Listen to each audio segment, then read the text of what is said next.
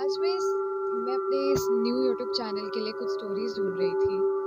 तो मैंने सोचा कि रेडिट और क्वारल से ज़्यादा रियल पर्सन का हार्ट वाली स्टोरीज और कहाँ मिल सकती है। तो मैं भी चली गई रेडिट पे और एक ऐसी पोस्ट मुझे दिखी, मुझे जेन्युइनली फील हुआ कि it's not just us in this world. ये स्टोरी एक्चुअल में स्केरी है और अगर आपको भी जानना है कि इस स्टोरी में क्या है तो चलिए स्टार्ट करते हैं।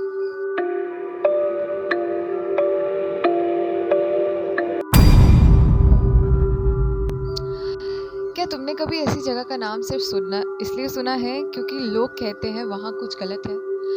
आज जो मैं स्टोरी शेयर करने वाली हूँ वो सिर्फ किसी एक इंसान की नहीं है। यह एक वार्निंग है, एक आखिरी अटेम्प्ट समझाने के लिए कुछ जगहें इस दुनिया के लिए नहीं होती है और कुछ जगहों को अकेले छोड़ना ही बेहतर रहता है।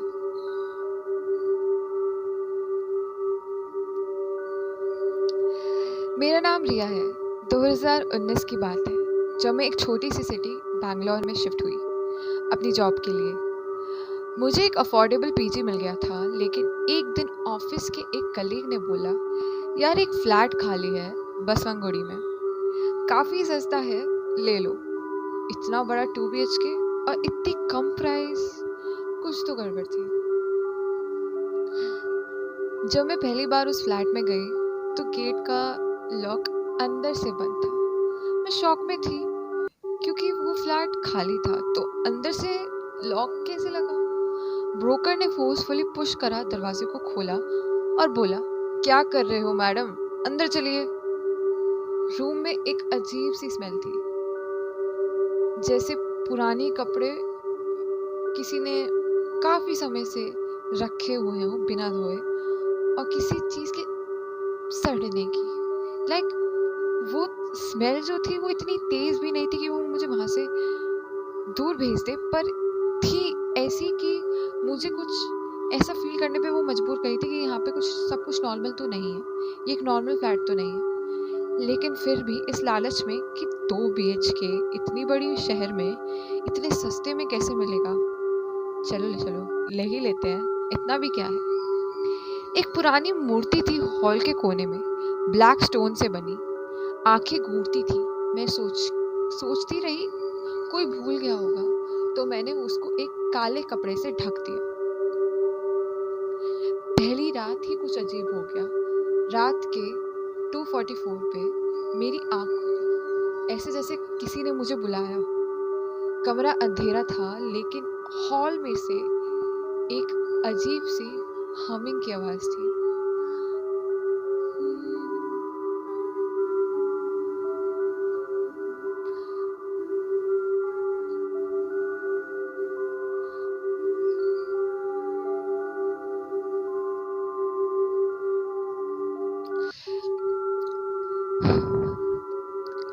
मैंने फोन की टॉर्च ऑन की, हॉल तक गई।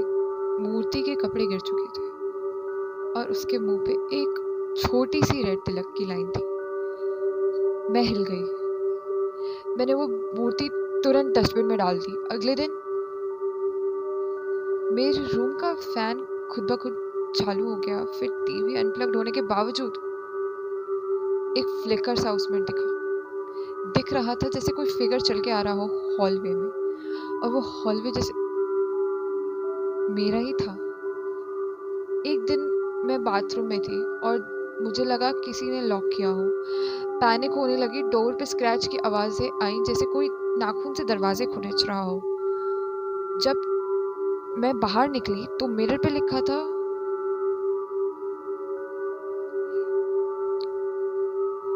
मैंने उसी दिन एक लोकल पंडित को बुलाया।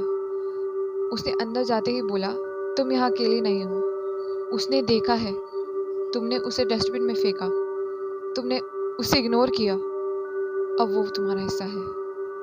पंडित ने बताया, ये मूर्ति एक देवी की थी जिसे रक्षा की देवी माना जाता था, लेकिन उसने बिना विधि के हटाने से वो रक्षक से भक्षक बन जाती थी।